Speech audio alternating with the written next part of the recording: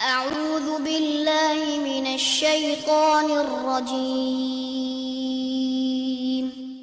بسم الله الرحمن الرحيم الحمد لله رب العالمين والصلاة والسلام على نبينا محمد وعلى آله وصحبه اجمعین اما بعد۔ آج اللہ کے فضل و کرم سے ہم کتاب التوحید کے ساتھ ہیں، اور کتاب التوحید کا 26واں باب ہے، 26، باب ما جاء فی النشرہ، باب ہے اس کے متعلق جو کچھ آیا ہے نشرہ کے بارے میں۔ پہلے نمبر پہ نشرہ کا مطلب کیا ہے؟ نشرہ کا مطلب ہے جادو اتارنا۔ کسی پہ جادو ہو چکا ہے، اس پہ جو جادو ہے اس کو زائل کرنا۔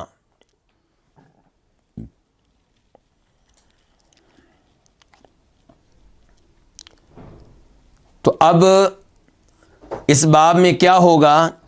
اس باب میں وہ احادیث ہوں گی، وہ سلف کے اقوال اور آثار ہوں گے جن میں وضاحت ہوگی اس بات کی کہ جادو کا علاج جادو کے ذریعے ہو سکتا ہے یا نہیں،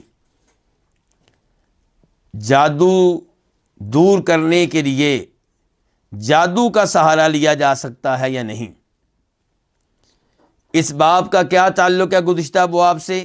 گزشتہ ابواب میں ہم نے پڑھا جادو کا کیا حکم ہے، جادو کی کیا حقیقت ہے، اور جادو سے متعلقہ دیگر چیزیں پڑھی جا چکی ہیں، ان پہ گفتگو ہو چکی ہے۔ تو اس لیے اب امام صاحب یہ باب لے کر آئے ہیں کہ کیا جادو کا علاج جادو سے کر سکتے ہیں۔ دیکھا یہ گیا ہے کہ جب کسی پہ جادو ہو جاتا ہے تو وہ جادو کو زائل کرنے کے لیے ہر ممکنہ علاج اختیار کرتا ہے۔ وہ یہ نہیں دیکھتا کہ یہ علاج جو میں اختیار کر رہا ہوں یہ حلال ہے یا حرام، شریعت سے ثابت ہے یا شریعت میں یہ ممنوع ہے۔ تو امام صاحب نے اس ضروری مسئلے پہ گفتگو کرنے کے لیے باب قائم کیا ہے، اور یہ ان کی طرف سے بہت ہی اچھا عمل ہے۔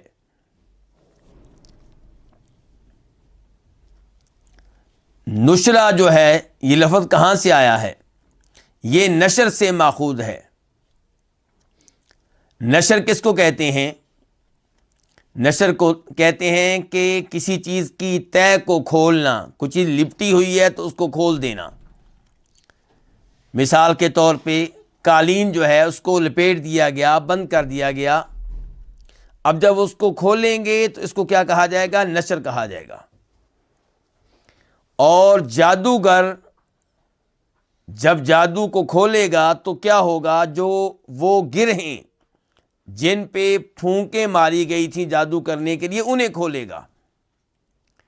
تو یہیں سے اس کو کیا کہتے ہیں؟ نشر اور نشرہ۔ عن جابر بن عبد اللہ رضی اللہ عنہما ان رسول اللہ صلی اللہ علیہ وسلم سئل عن النشرہ۔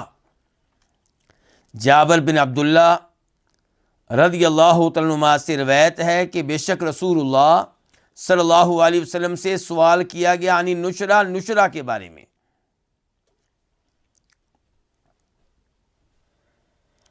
سوال کس کے بارے میں ہو رہا ہے؟ نشرہ کے بارے میں۔ اور نشرہ کا معنی کیا بتایا جا چکا ہے؟ جادو کھولنا، جادو اتارنا، جادو کو زائل کرنا۔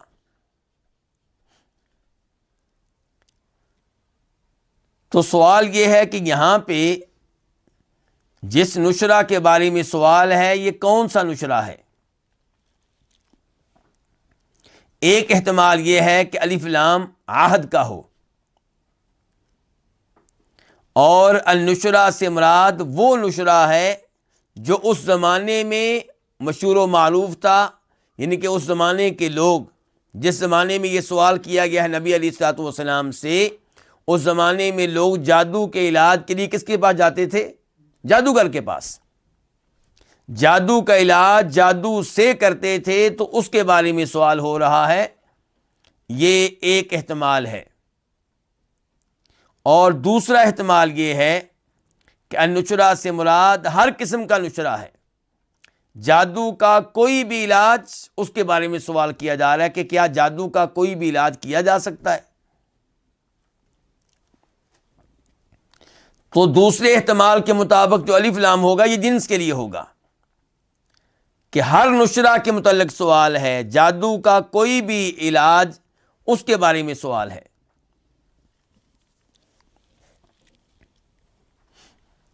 فقال، تو آپ علیہ الصلوۃ والسلام نے فرمایا، ہی من عمل الشیطان، ہیا کہ یہ شیطان کے عمل میں سے ہے۔ یہ کیا؟ نشرہ، یعنی کہ جادو کا علاج جادو سے کرنا یہ شیطانی عمل ہے۔ اور یہ جو میں نے ابھی الفاظ ذکر کیے ہیں یہ تب درست ہوں گے جب ہم النشرہ کے الف لام کو عہد کا قرار دیں کہ اس زمانے کے لوگ جادو کا علاج جادو کے ذریعے کیا کرتے تھے، جادو کے علاج کے لیے جادوگروں کے پاس جایا کرتے تھے، تو آپ نے کہا کہ یہ شیطانی عمل ہے۔ تو اس کا مطلب یہ نکلے گا کہ اگر جادو کا علاج غیر یعنی کہ جادو کا علاج شرعی طریقے سے کیا جائے، اس طریقے سے کیا جائے جو شریعت کے خلاف نہ ہو، تو وہ کیا ہوگا؟ وہ ٹھیک ہوگا۔ اور اگر آپ کہتے ہیں کہ النشرہ میں الجنس کے لیے ہے کہ ہر نشرہ کے متعلق سوال تھا، جادو کا طریقہ علاج کوئی بھی ہو اس کے متعلق سوال تھا، اور آپ نے اس کو شیطانی عمل قرار دیا ہے، تو پھر ہم اس کا مفہوم یہ لیں گے کہ جادو کا علاج کرنا، اس میں بنیادی بات یہ ہے کہ یہ حرام ہے، یہ غلط ہے، نہیں کرنا چاہیے، الا یہ کہ کوئی ایسا علاج ہو جس کی اجازت شریعت سے ملتی ہو، کوئی ایسا علاج ہو جس کی گنجائش شریعت سے ملتی ہو۔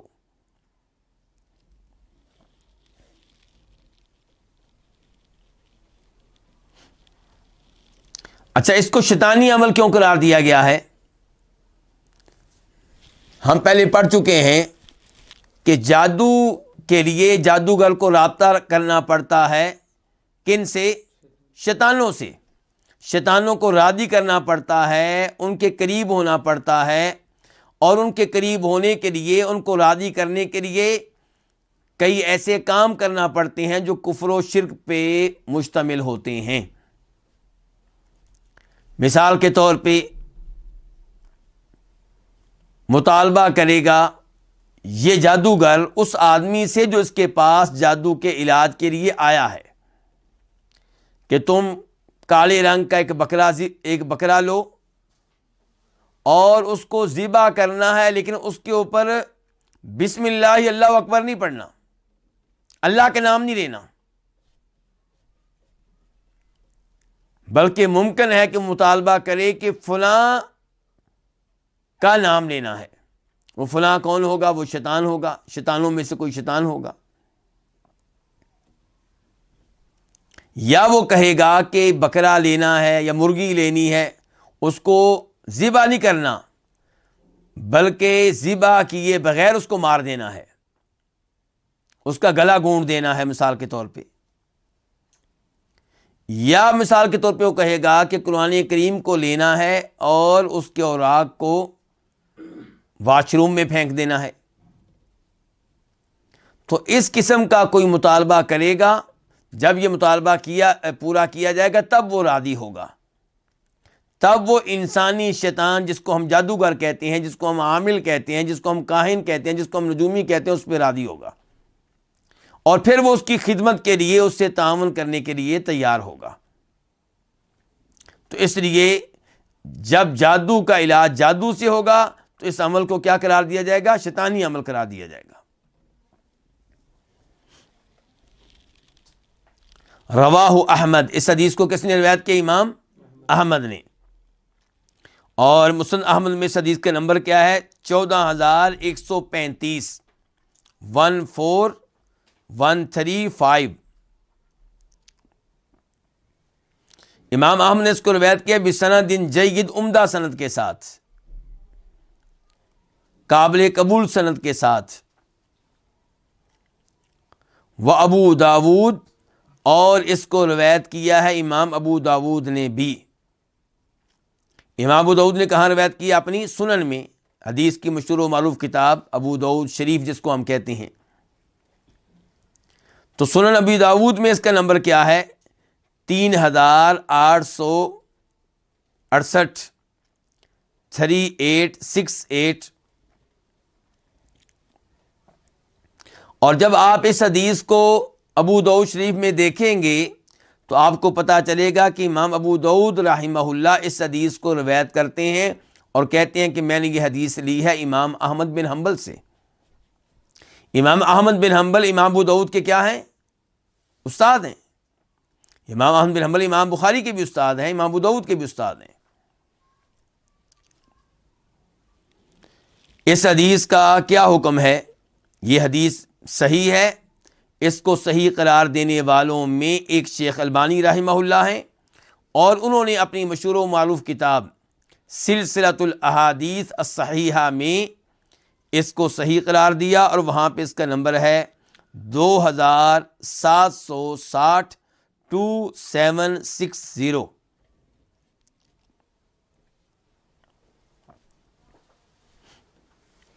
حدیث تو یہ بالکل صحیح ہے. اس کے بعد وقال، اور کہا، کس نے کہا ہوگا؟ امام ابو داؤد نے. وقال، اس نے کہا، اس سے مراد وہی شخصیت ہوگی جن کا تذکرہ سب سے آخر میں ہوا ہے، اور وہ کون؟ امام ابو داؤد. تو امام ابو داؤد کہتے ہیں سئل احمد، امام احمد سے سوال کیا گیا، عنہا، اس کے بارے میں. کس کے بارے میں؟ نشرہ کے بارے میں، جادو کا علاج کرنے کے بارے میں. فقال، تو امام احمد نے کہا تھا، ابن مسعود یکرہ ھذا کلہ، عبداللہ بن مسعود رضی اللہ تعالیٰ عنہ اس سب کو مکروہ جانتے ہیں. اب ہم نے اس عبارت پہ غور کرنا ہے. اس میں پہلا مسئلہ یہ ہے کہ وقالا، اس سے مراد کون ہے؟ پہلے بات ہم کر چکے ہیں کہ اس سے مراد کون ہونے چاہیے؟ امام ابو داؤد. لیکن جب ہم اس عبارت کو تلاش کرتے ہیں امام ابو داؤد کی کتاب سنن میں تو ہمیں وہاں پہ یہ عبارت نہیں ملتی، وہاں پہ یہ عبارت موجود نہیں ہے. پھر ذہن میں سوال آتا ہے کہ یہ عبارت کس کتاب میں ہوگی؟ کس کتاب میں؟ مسند احمد میں. کیوں ہوگی؟ امام ابو داؤد پوچھ رہے ہیں نا.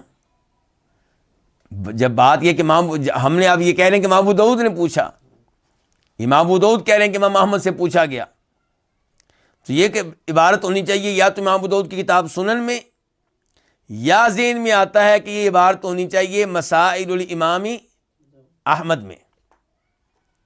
یعنی کہ امام احمد رحمہ اللہ، اور یہ بڑی اہم بات ہے، اہل علم جانتے ہیں، طالب علم بھی جانتے ہیں، لیکن باقی لوگ نہیں جانتے کہ امام احمد بن حنبل رحمہ اللہ کتنے بڑے امام ہیں. اس امر کا اندازہ آپ اس بات سے لگا سکتے ہیں کہ بہت سی کتب ہیں جن کا نام ہے مسائل الامام احمد، یعنی کہ وہ سوالات جو امام احمد سے کیے گئے. جیسے آج کل لوگ کسی عالم دین سے سوال کرتے ہیں، کسی شیخ صاحب سے سوال کرتے ہیں، اور پھر اس کو ریکارڈ کر کے یوٹیوب پہ ڈال دیتے ہیں، فیس بک پہ ڈال دیتے ہیں. آج کل تو معاملہ آسان ہے، لیکن آپ اس زمانے کو دیکھیں جس زمانے میں احادیث لکھ لینا بھی بڑی بات تھی. اس زمانے میں امام احمد بن حنبل سے سوالات کیے جاتے اور لکھنے والے لکھتے، نوٹ کرتے، اور باقاعدہ ان کو کتابی شکل دی گئی. امام احمد سے جو سوال کیے گئے، ان سوالات کو، ان جوابات کو جمع کرنے والے کئی لوگ ہیں، ایک بھی نہیں ہے. امام ابو داؤد کے ہیں مسائل الامام احمد، کیونکہ امام ابو داؤد چونکہ شاگرد تھے امام احمد کے، تو انہوں نے کتاب لکھی اور اس میں جمع کر دیے وہ سوالات جو امام احمد سے کیے گئے اور ان کے جوابات۔ ایسے ہی امام احمد کے ایک بیٹے ہیں عبداللہ، ان کے بھی ہیں مسائل الامام احمد۔ امام احمد کے ایک اور بیٹے ہیں صالح، تو ان کے نام سے بھی کتاب ہے مسائل الامام احمد۔ ان کے علاوہ بھی کئی لوگ ہیں، امام احمد کے دیگر شاگرد بھی ہیں۔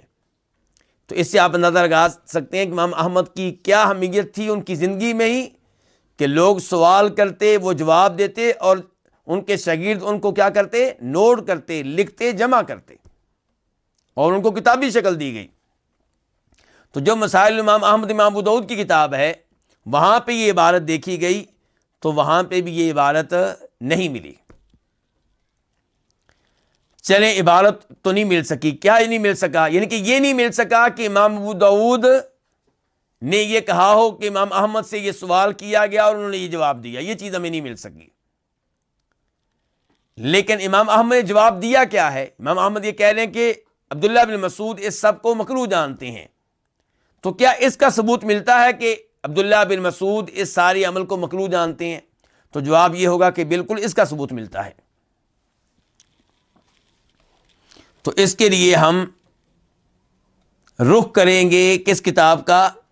المصنف کا۔ المصنف کس امام کی؟ امام ابن ابی شیبہ کی۔ ایک مصنف ہے امام عبد الرزاق کی، اور ایک مصنف کس کی؟ امام ابن ابی شیبہ کی۔ تو وہ صحیح سند کے ساتھ روایت کرتے ہیں ابراہیم النخعی سے۔ کس سے روایت کرتے ہیں؟ ابراہیم۔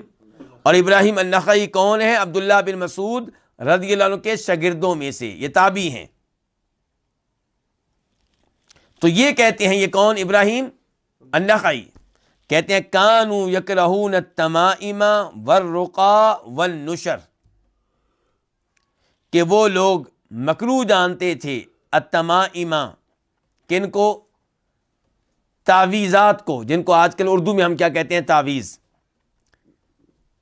تو وہ تعویذات کو مکروہ جانتے تھے، والرقا اور دم کو مکروہ جانتے تھے، والنشر اور جادو کا علاج اس کو مکروہ جانتے تھے۔ اچھا، یہ کون کہنے؟ ابراہیم النخعی۔ اب کن کے بارے میں کہہ رہے ہوں گے کہ وہ مکروہ جانتے تھے؟ یعنی کہ عبداللہ بن مسعود کے شاگرد، ساتھی، ان کی مجلس میں بیٹھنے والے۔ ابراہیم نخعی سے مراد کس کو لے رہے ہیں؟ عبداللہ بن مسعود کو اور ان کے اصحاب کو، ان کے شاگردوں کو۔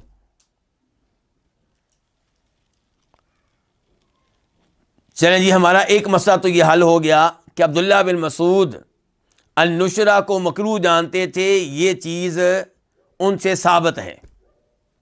کس کتاب میں جا کر؟ المصنف ابن ابی شیبہ میں جا کر۔ اگلا سوال ہمارا یہ ہے کہ مکروہ کا مطلب یہاں پہ کیا ہے؟ عام طور پہ لوگ آج کل مکروہ سے مراد کیا لیتے ہیں علماء کرام؟ وہ چیز جو حرام نہیں ہے لیکن اتنی اچھی بھی نہیں ہے، ناپسندیدہ ہے، جس سے بچنا بہتر ہے۔ لیکن سلف صالحین جب مکروہ کا لفظ استعمال کیا کرتے تھے تو وہ عام طور پہ اس سے کیا مراد لیتے تھے؟ حرام۔ تو اس کا مطلب یہ ہے کہ عبداللہ بن مسعود نشرہ کو کیا جانتے ہیں؟ حرام جانتے ہیں۔ اور یہ جو ابراہیم نخعی کی عبارت آپ کے سامنے پڑھی گئی کہ وہ لوگ مکروہ جانتے تھے تعویذات کو اور دم کو اور نشرہ کو، تو یاد رہے کہ یہاں پہ دم سے مراد کون سا دم ہے؟ غیر شرعی، جو شریعت کے خلاف ہو۔ شریعت کے مطابق دم ثابت ہے کئی ایک احادیث سے۔ اب آپ آ جائیں نشرہ کی طرف۔ تو نشرہ کے بارے میں کہا جا رہا ہے کہ عبداللہ بن مسعود ہر قسم کے نشرہ کو مکروہ جانتے تھے۔ اس سے کیا مراد ہے؟ تو اس کے بھی دو مطلب ہو سکتے ہیں۔ نمبر ایک یہ کہ وہ اس نشرہ کو حرام جانتے تھے جس میں کوئی حرام چیز ہو، خلاف شریعت چیز ہو۔ تو اس کا مطلب یہ ہوگا کہ وہ نشرہ جو خلاف شریعت نہ ہو، جس میں کوئی حرام چیز نہ ہو، تو وہ کیا ہے؟ وہ درست ہے۔ کن کے ہاں؟ عبداللہ بن مسعود کے ہاں۔ اور دوسرا احتمال یہ ہے کہ اس سے مراد یہ ہے کہ ہر قسم کا نشرہ حرام ہے، جس میں خلاف شریعت چیز پائی جائے وہ حرام ہے، یہ بات تو واضح ہے، ہر کوئی مانے گا کہ یہ حرام ہے۔ اور وہ نشرہ جس میں کوئی حرام چیز نہیں ہے، وہ کیوں حرام ہے؟ اس لیے کہ وہ حرام کی طرف لے جانے والا راستہ ہے۔ آج آپ جادو کا علاج کریں گے اس طریقے سے جس میں کوئی حرام چیز نہیں ہے، خطرہ یہ ہے کہ کل کو آپ وہ علاج بھی اختیار کر لیں گے جس میں کوئی حرام چیز پائی جاتی ہے۔ اچھا، یہ دو احتمال ہو گئے، عبداللہ بن مسعود کے قول کے دو احتمال ہو گئے۔ ان میں سے زیادہ بہتر کیا ہے، زیادہ مناسب یہی لگتا ہے کہ وہ یہ کہنا چاہتے ہوں گے کہ عبداللہ بن مسعود ہر اس نشرہ کو حرام جانتے تھے جس میں کوئی حرام چیز ہو، جس میں کوئی خلاف شریعت چیز ہو۔ جہاں تک تعلق ہے جادو کے علاج کے اس طریقے کا جس میں کوئی خلاف شریعت چیز نہ ہو، جس میں کوئی حرام چیز نہ ہو، وہ انشاءاللہ عبداللہ بن مسعود کے نزدیک بھی کیا ہوگا؟ حلال ہوگا، جائز ہوگا، درست ہوگا۔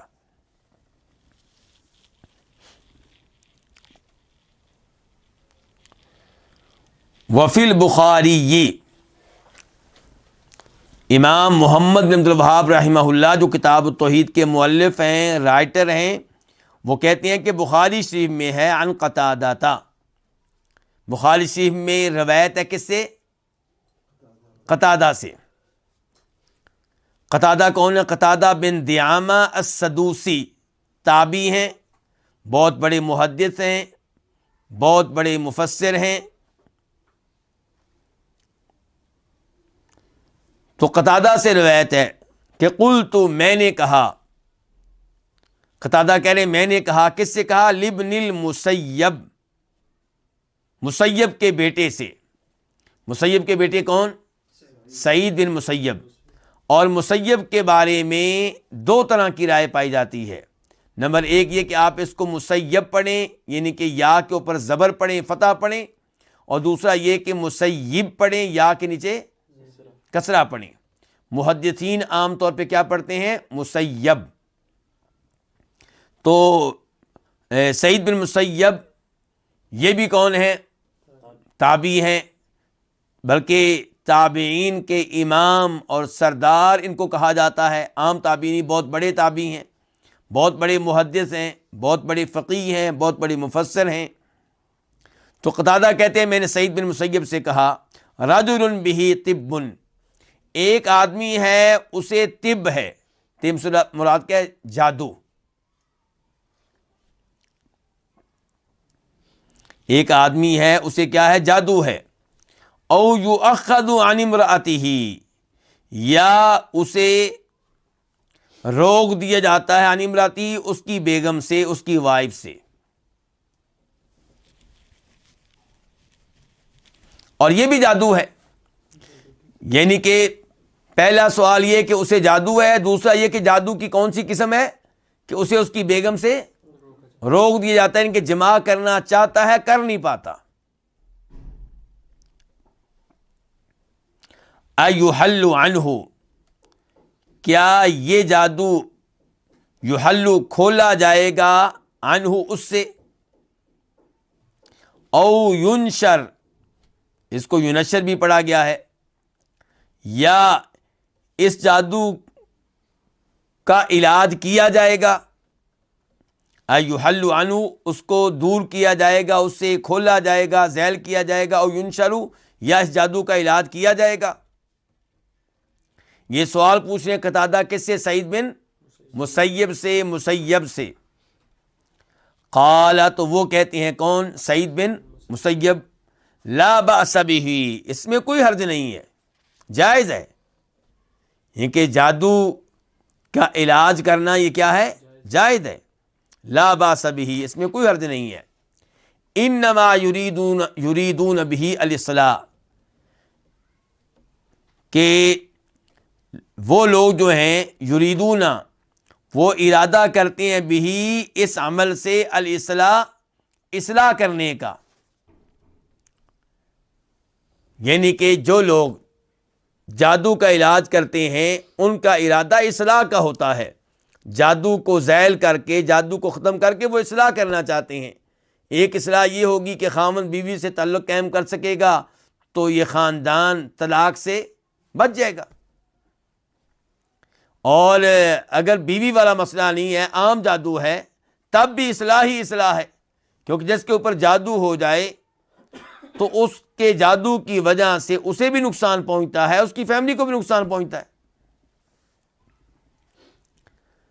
کہتے ہیں سعید بن مسیب، گفتگو ان کی جاری ہے، فَأَمَّا مَا يَنْفَعُ، جہاں تک تعلق ہے اس چیز کا جو فائدہ دے، یعنی کہ جادو کا وہ علاج جو کیا دے، فائدہ دے، فَلَمْ يُنْهَ عَنْهُ، تو اس سے روکا نہیں گیا، وہ ممنوع نہیں ہے۔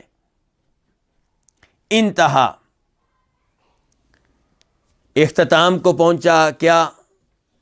سعید بن مسیب کا قول، ان کا جواب اپنے اختتام کو پہنچا۔ اچھا جی، اس کو کس نے روایت کیا؟ یہ امام محمد بن عبد الوہاب رحمہ اللہ پہلے کہہ چکے ہیں کہ اس کو امام بخاری نے روایت کیا ہے، کہ بخاری میں ہے۔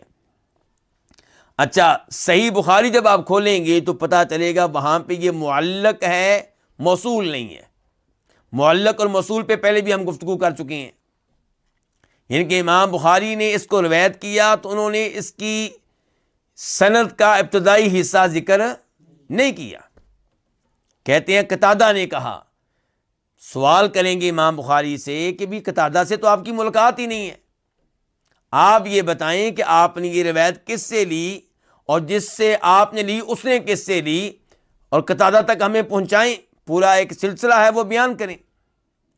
تو امام بخاری نے یہ بیان نہیں کیا، تو معلق روایت پھر کیا ہوتی ہے؟ ضعیف ہوتی ہے۔ معلق روایت کیا ہوتی ہے؟ ضعیف ہوتی ہے۔ اور اس موضوع پہ پہلے بھی گفتگو ہو چکی ہے، پھر تھوڑی سی گفتگو کرنا چاہوں گا اس کی اہمیت کے پیش نظر، کہ پھر سوال پیدا ہوگا کہ کیا صحیح بخاری میں ضعیف روایات ہیں؟ تو جواب یہ ہے اس کا پہلے نمبر پہ کہ یہ حدیث تو ہے نہیں، یہ حدیث نہیں ہے، یہ کیا ہے؟ قتادہ کا قول ہے، سعید بن مسیب کا قول ہے، تو یہ عام روایت ہے، حدیث نہیں ہے۔ دوسرے نمبر پہ امام بخاری،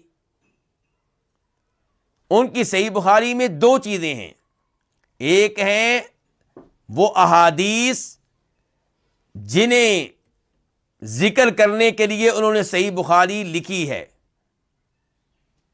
اور ایک ہے کہ حدیث ذکر کرنے سے پہلے وہ باب قائم کرتے ہیں، عنوان قائم کرتے ہیں، تو وہاں پہ وہ کئی اضافی فوائد بھی ذکر کر دیتے ہیں اصل حدیث بیان کرنے سے پہلے۔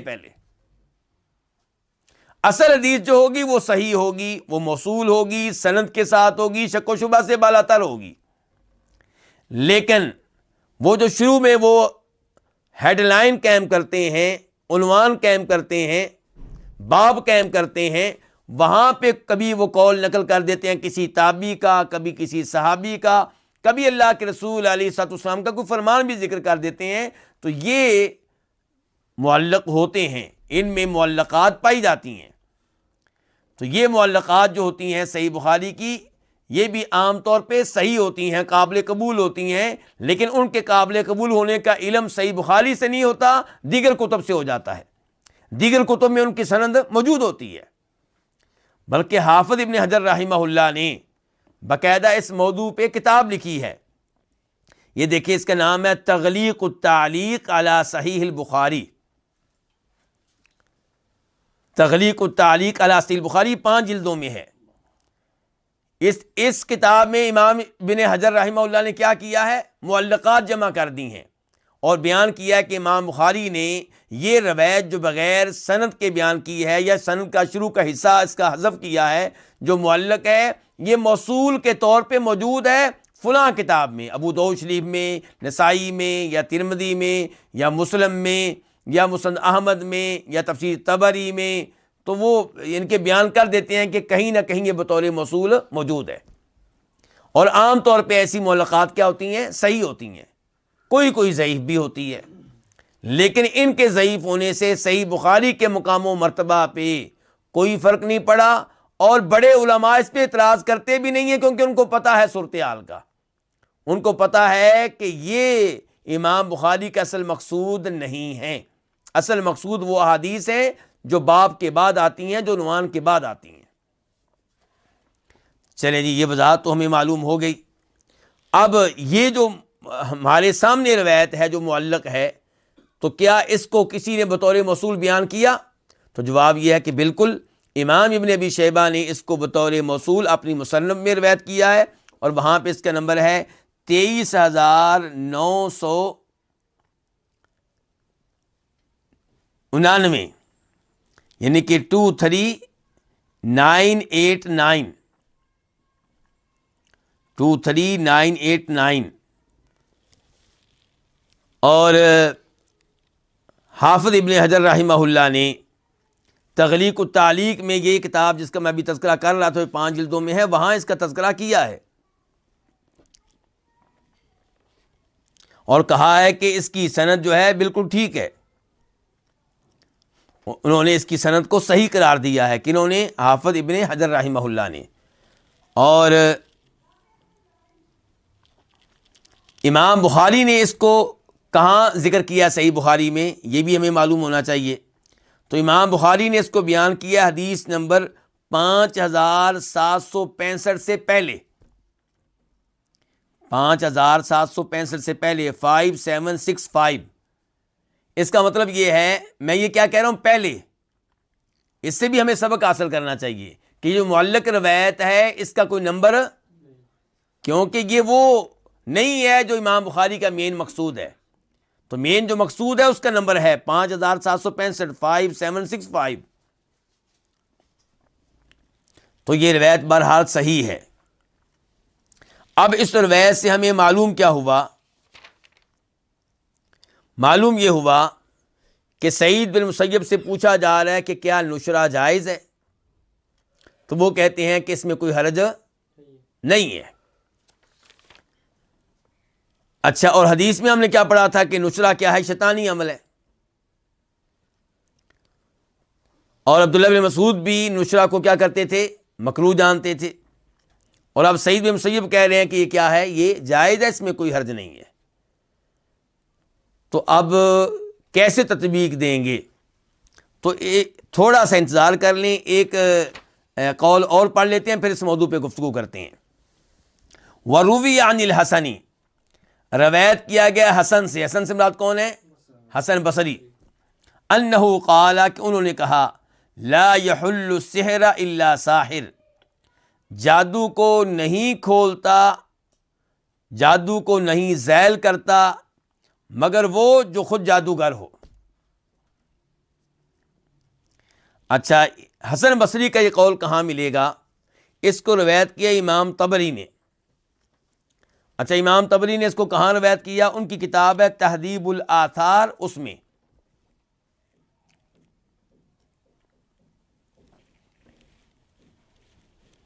اور اس کا تذکرہ کیا ہے حافظ ابن حجر رحمہ اللہ نے اپنی کتاب تغلیق التعلیق میں۔ بنیادی طور پہ حسن بصری کا یہ قول سعید بن مسیب والی روایت کا حصہ ہے، الگ نہیں ہے، اس کا کیا ہے؟ حصہ ہے۔ یہ دیکھیے، میں ابھی آپ کے سامنے رکھتا ہوں، اب میں پڑھ رہا ہوں کس کتاب سے؟ تغلیق التعلیق سے۔ اس میں حافظ ابن حجر روایت کرتے ہیں امام طبری سے، اور امام طبری نے اس کو روایت کیا اپنی کتاب تہذیب الآثار میں قتادہ سے، قتادہ سعید بن مسیب سے، کہ انہ کان لا یرا بأسا، سعید بن مسیب اس میں کوئی حرج نہیں سمجھتے تھے کہ اذا کان الرجل بہ سحر، کہ اگر کسی آدمی پہ جادو ہو، ان یمشی، کہ وہ جائے الی من یطلق ذلک عنہ، اس آدمی کی طرف جو اس جادو کو اس سے زائل کر دے، جو اس جادو کو کھول دے۔ قال هو الصلاح، کہتے تھے یہ خیر کا کام ہے، یہ اچھا کام ہے۔ قال، کہتے ہیں، کون کہتے ہیں؟ امید یہ ہے کہ اس سے مراد قتادہ ہیں، قتادہ نے پہلے سعید بن مسیب کا بیان کیا، پھر کہتے ہیں وکان الحسن یکرہ ذالک، حسن اس کو کیا سمجھتے تھے؟ وہ اس کو مکروہ جانتے تھے. اور یہ ہم بات پہلے کر چکے ہیں کہ سلف کے ہاں عام طور پہ مکروہ سے مراد کیا ہوتا ہے؟ حرام. وَيَقُولُ، اور کہا کرتے تھے کون؟ حسن. لا يعلم ذلك الا ساحر، یہ چیز نہیں جانتا مگر وہ جو خود جادوگر ہو. یعنی کہ گویا کو بتا رہے ہیں کہ میں کیوں منع کر رہا ہوں اس آدمی کے پاس جانے سے جو جادو کا علاج کرے گا، کیونکہ جادو کا علاج وہی کر سکے گا جو خود کیا ہوگا؟ جادوگر ہوگا. تو جادو کا علاج اب جادو کے ذریعے ہوگا تو اس میں کفر و شرک آ جائے گا، تو اس لحاظ سے پھر وہ حرام ہوگا، وہ ممنوع ہوگا. قال، قتادہ کہتے ہیں فقال سعید بن المسیب، تو سعید بن مسیب نے کہا لا باس بالنشرتی، کہ نشرہ میں کوئی حرج نہیں ہے، جادو کا علاج کرنے میں کوئی حرج نہیں ہے. انما نہی عما یضر، ممنوع وہ ہے جو کیا ہو؟ نقصان دہ ہو. ولم ینہ عما ینفع، اور وہ ممنوع نہیں ہے جو فائدہ دے. حافظ بن حجر کہتے ہیں اسنادہ صحیح، اس پوری روایت کی سند کیا ہے؟ صحیح ہے. اچھا، اب پہلا سوال یہ ہے کہ کیا جادو کا کوئی ایسا حصہ بھی ہے جو مفید ہو؟ اللہ تعالیٰ فرماتے ہیں وَيَتَعَلَّمُونَ مَا يَضُرُّهُمْ وَلَا يَنفَعُهُمْ، کہ یہ لوگ سیکھتے تھے وہ علم، وہ جادو جو ان کو نقصان دیتا تھا اور جس میں ان کے لیے کوئی فائدہ نہیں تھا. اچھا، اب ہمارے سامنے دو قول ہو گئے، ایک سعید بن مسیب کا قول جس سے کیا معلوم ہوتا ہے کہ اس کی گنجائش ہے، اور ایک حسن بصری کا قول جس سے پتہ چلتا ہے کہ یہ کام حرام ہے. اب ہم اس میں تطبیق کیسے دیں گے، دونوں کو جمع کیسے کریں گے، یہ جو ٹکراؤ پایا جاتا ہے اس کا ازالہ کیسے کریں گے؟ آئیے اس کے لیے ہم چلتے ہیں شیخ البانی رحمہ اللہ کی طرف.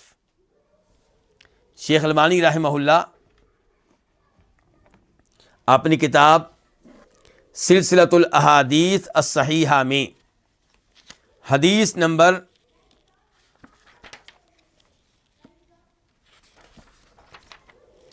2760 2760 وہاں پہ تذکرہ کرتے ہیں اس روایت کا، اس اثر کا، اور پھر کہتے ہیں ھذا ولا خلاف عندی بین الاثرین، میرے نزدیک حسن بصری اور سعید بن مسیب کے اقوال اور موقف میں کوئی اختلاف نہیں ہے، کوئی ٹکراؤ نہیں ہے. کیسے جی؟ ہمیں سمجھائیں شیخ البانی صاحب. کہتے ہیں فاثر الحسن یحمل علی الاستعانۃ بالجن والشیاطین والوسائل المرضیۃ لهم کالذبح لهم ونحوہ. حسن بصری کے قول کا مطلب یہ ہوگا، اور حسن بصری کا قول کیا ہے ویسے؟ کہ وہ اس کو حرام جانتے ہیں، جادو کا علاج کرنا اس کو کیا جانتے ہیں؟ حرام. تو کہتے ہیں حسن بصری کے قول سے مراد یہ ہے کہ جب جادو کا علاج ایسے کیا جائے کہ آپ اس میں مدد لے رہے ہوں جنوں سے، شیطانوں سے، اور اس میں آپ وہ کام کر رہے ہوں جن کاموں سے شیطان راضی ہوتے ہیں، مثال کے طور پہ ان کے لیے جانور ذبح کرنا. کن کے لیے؟ شیطانوں کے لیے. وَهُوَ الْمُرَادُ بِالْحَدِيثِ، اور کہتے ہیں کہ جو حسن بصری کہہ رہے ہیں یہی حدیث میں آ گیا. کون سی حدیث ہم نے پڑھی ہے کہ اللہ کے رسول سے پوچھا گیا تھا نشرہ کے بارے میں، تو آپ نے کیا کہا تھا؟ یہ من عمل شیطان، یہ شیطانی عمل ہے.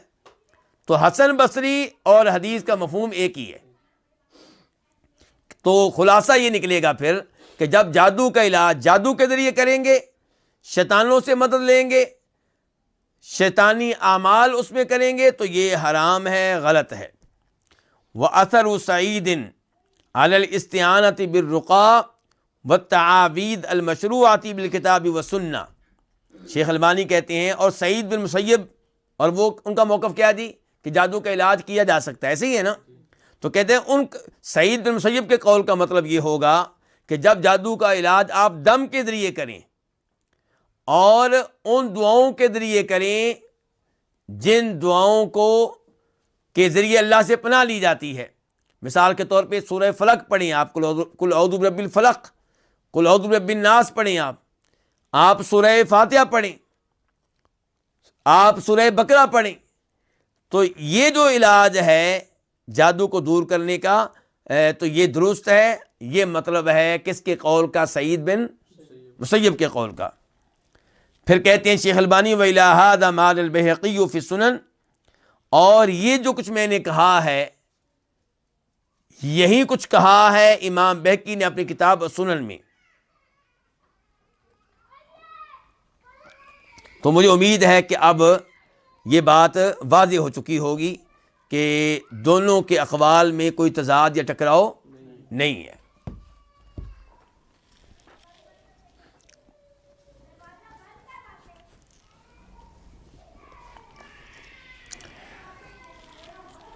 قال ابن القیم، امام ابن القیم رحمہ اللہ فرماتے ہیں النشرۃ حل السحر عن المسحور۔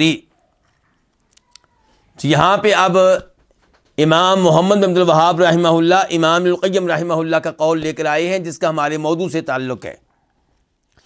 کہتے ہیں النشرہ کیا ہوتا ہے؟ پہلے نشرہ کی تعریف، حل السحر عن المسحور۔ مسحور کس کو کہتے ہیں؟ جس پہ جادو ہوا ہو، ساحر جادو کرنے والا، مسحور جس پہ جادو کیا گیا ہو۔ تو مسحور سے جادو کو زیل کرنا، دور کرنا، یہ ہے نشرہ۔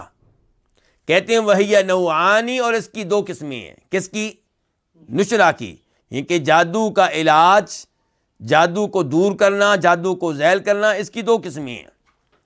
حل بسحر مثلہ، پہلی قسم کیا ہے کہ حل، جادو اتارنا، جادو زیل کرنا اس جیسے جادو کے ساتھ، جیسے جادو کیا گیا تھا ویسا ہی جادو کر کے پہلے جادو کو ختم کرنا، دور کرنا، زیل کرنا۔ وَهُوَ الَّذِي مِنْ عَمَلِ الشَّيْطَانِ، یہ وہ ہے جو شیطان کے عمل میں سے ہے، جو شیطان کے اعمال میں سے ہے، جو حرام ہے۔ وَعَلَيْهِ يُحْمَلُ قَوْلُ الْحَسَنِ، اور اسی پہ محمول کیا جائے گا حسن کے قول کو۔ حسن کے قول کا یہی مطلب نکلے گا۔ حسن کا قول ابھی ایک لائن اوپر پڑھا ہے نا ہم نے، وہ کیا کہتے ہیں کہ لا یحل السحر الا ساحر، جادو کو دور نہیں کر سکتا مگر وہ جو خود جادوگر ہو، یعنی کہ یہ حرام ہے، وہ کہنا چاہتے ہیں یہ غلط ہے، یہ کام نہیں کرنا چاہیے۔ فیتقرب الناشر والمنتشر الی الشیطان بما یحب، چنانچہ قربت حاصل کرتا ہے الناشر، جادو کو دور کرنے والا، جادو کو زیل کرنے والا جو خود جادوگر ہے، والمنتشر، اور وہ جس کے اوپر جادو ہوا ہے اور وہ چاہتا ہے کہ جادو کو کیا کیا جائے؟ دور کیا جائے۔ تو ناشر اور منتشر یہ دونوں قربت حاصل کرتے ہیں کس کی طرف؟ شیطان کی طرف۔ شیطان کا قرب تلاش کرتے ہیں، کیسے؟ بما یحب، وہ اعمال سر انجام دے کر، وہ اعمال کر کے جن کو شیطان پسند کرتا ہے۔ ان دونوں کو ایسی حرکتیں کرنا پڑتی ہیں جن حرکتوں پہ شیطان راضی ہوتا ہے، اور جن کاموں پہ شیطان راضی ہو یہی وہ کام ہوتے ہیں جن پہ رحمان کیا ہوتا ہے؟ ناراض ہوتا ہے۔ شیطان تب راضی ہوگا جب آپ سے کفر کرائے گا، شیطان تب راضی ہوگا جب آپ سے شرک کروائے گا، شیطان تب راضی ہوگا جب آپ بکرے کو ذبح کریں گے اور اس کے اوپر غیر اللہ کا نام پڑھیں گے، یا کم از کم اللہ کا نام نہیں پڑھیں گے جان بوجھ کر، اور جان بوجھ کر اللہ کے نام نہیں پڑھیں گے تو بکرا ویسے ہی حرام ہے۔ یا پھر جیسا کہ پہلے بتا چکا ہوں کہ آپ سے مطالبہ کیا جائے گا کہ اس کو ذبح کرنا ہی نہیں ہے، اس کو مارنا ہے، کیسے؟ اس کا گلا گھونٹ کر، اس کا سانس بند کر کے۔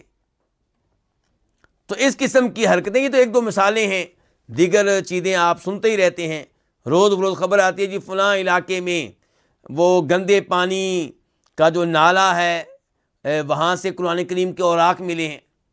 کون پھینکتا ہے یہ؟ کیا کوئی مسلمان پھینک سکتا ہے؟ یہ انہی کے کام ہوتے ہیں، جادوگروں کے، عاملوں کے، نجومیوں کے، کاہنوں کے، ان کے کام ہوتے ہیں یہ۔ فَيُبْطِلُ عَمَلَهُ، چنانچہ وہ باطل کر دیتا ہے، ختم کر دیتا ہے، زائل کر دیتا ہے۔ کون؟ وہ جادوگر۔ عملہ، اپنا عمل، عن المسحور، کس سے؟ اس شخص سے جس پہ جادو ہو چکا ہوتا ہے. یعنی کہ پہلے کیا کیا گیا؟ جادو کیا گیا. اب کیا ہوگا کہ آپ یا جس کے اوپر جادو ہوا ہے وہ یا اس کے دوست احباب اس کے رشتے دار جائیں گے کس کے پاس؟ جادوگر کے پاس. اب جادوگر ایسی حرکت کرے گا اور کروائے گا کس سے؟ جو جادو کا ازالہ چاہتا ہے، جادو کو دور کرنا چاہتا ہے. ایسی حرکتیں کرے گا اور کروائے گا جن پہ شیطان راضی ہو. پھر شیطان کیا کرے گا؟ فَيُبْطِلُ عَمَلَهُ. یبطلو کا فاعل شیطان کو بنائیں گے تو زیادہ بہتر ہوگا. فَيُبْطِلُ تو شیطان جو ہے باطل کر دے گا، ختم کر دے گا، زیل کر دے گا عملہ، اپنے عمل کو. کس سے؟ اس شخص سے جس پہ جادو ہوا ہے. یعنی کہ پہلے جادو کے لیے جس شیطان کو استعمال کیا گیا، اب اسی شیطان کے پاس آخر میں معاملہ پہنچے گا اور وہ اپنا پہلا عمل جو ہے اس کو ختم کر دے گا. تو یوں جو ہے وہ جادو کا ازالہ ہو جائے گا. تو اس کو کیا قرار دیا گیا؟ شیطانی عمل. اس کو غلط قرار دیا گیا، اس کو حرام قرار دیا گیا. اس سے پتہ چلا، اور یہ بڑی اہم بات ہے، کہ جب کسی پہ جادو ہو جائے تو مین مقصد یہ نہیں ہونا چاہیے کہ جادو زائل ہو جائے. مین مقصد یہ ہونا چاہیے کہ جادو بھی زائل ہو اور ایمان کی دولت بھی برقرار رہے. اور وہ شخص جس کے اوپر جادو ہوا ہے وہ خود بھی کہے اور اس کے رشتہ دار بھی کہیں کہ ہمیں یہ تو منظور ہے کہ جادو میں موت آ جائے، جادو سے میں مر جاؤں، جادو سے ہمارا بیٹا مر جائے، لیکن ہمیں یہ منظور نہیں ہے، یہ ہم قبول نہیں کریں گے کہ ایمان کی دولت سے محروم ہو. تو شفا حاصل کرنا مین مقصود نہیں ہے. مین مقصود یہ ہے کہ وہ بیماری بھی ختم ہو، وہ جادو کی تکلیف بھی ختم ہو اور ایمان کی دولت، توحید کی دولت بھی برقرار رہے. والثانی، اور دوسری قسم، یہ گفتگو کون کر رہے ہیں جی؟ امام ابن القیم رحمہ اللہ. اور ثانی کہتے ہیں دوسری قسم کس چیز کی؟ جادو کے علاج کی. دوسری قسم کیا؟ النشرۃ بالرقیہ، کہ جادو دور کرنا، جادو زائل کرنا، بالرقیہ دم کر کے، والتعوذات، اور وہ چیزیں پڑھ کے جن کے ذریعے اللہ سے پناہ مانگی جاتی ہے. یہاں تعوذات سے مراد اردو والے تعویذ مراد نہیں. یہاں سے تعوذات جیسے مثال کے طور پہ قل اعوذ برب الفلق، کہ میں صبح کے رب کی پناہ میں آتا ہوں. قل اعوذ برب الناس، میں لوگوں کے رب کی پناہ میں آتا ہوں. یا اعوذ باللہ من الشیطان الرجیم. تو النشرۃ علاج کرنا جادو کا، بالرقیہ دم کے ذریعے، مثال کے طور پہ سورہ فاتحہ. یا جیسے کہ جبرائیل علیہ السلام آئے تھے، نبی علیہ السلام جب بیمار تھے تو آپ کو دم کیا تھا، بسم اللہ ارقیک من کل شیء یؤذیک من شر کل نفس او عین حاسد اللہ یشفیک بسم اللہ ارقیک، کہ اللہ کا نام لے کے میں آپ کو دم کر رہا ہوں، دم کر رہا ہوں ہر اس چیز سے بچانے کے لیے جو آپ کو تکلیف دے، ہر نفس کے شر سے بچانے کے لیے، ہر حسد کرنے والی آنکھ جو ہے اس کے شر سے بچانے کے لیے، نظر بد سے بچانے کے لیے. تو یہ جو ہے یہ بہترین دم ہے. یہ وہ دم ہے جو جبرائیل علیہ السلام نے کیا ہے. کس کو؟ اللہ کے رسول کو. کرنے والا کون اور جس کو کیا گیا وہ کون؟ تو کتنا بہترین یہ دم ہوگا، ہر ایک کو یاد ہونا چاہیے. تو یہ ہے جی کہ النشرہ، جادو کا علاج کرنا دم کے ساتھ، والتعوذاتی، اور ان چیزوں کے ساتھ، ان ایتوں اور ان دعاؤں کے ساتھ جن سے اللہ سے پناہ مانگی جاتی ہے، والدعوات، اور دیگر دعاؤں کے ساتھ، والادویۃ المباحہ، اور اس کا علاج کرنا جائز دواؤں کے ساتھ، میڈیسن کے ساتھ. وہ میڈیسن کیا ہو سکتی ہے؟ مثال کے طور پہ زمزم، مثال کے طور پہ اجوا کی ساتھ صبح کھجوریں کھانا، مثال کے طور پہ کلونجی، شہد، تو بیری کے پتے، ان سے مریض کو غسل کرانا. تو یہ جو مباح علاج ہیں، میڈیسن ہیں، وہ آپ استعمال کریں. امام القیم کہہ رہے ہیں تو یہ ہے نشرہ کی دوسری قسم. کہتے ہیں فہذا جائز، تو یہ جائز ہے. تو پہلی قسم جو ہے وہ جائز نہیں ہے، وہ شیطانی عمل ہے، اور دوسری قسم جو ہے وہ کیا ہے؟ جائز ہے. اور جائز ہے یہ اس کے مطابق قول ہے سعید بن مسیب کا، اور حرام ہے اس کے مطابق قول ہے کس کا؟ حسن بصری کا۔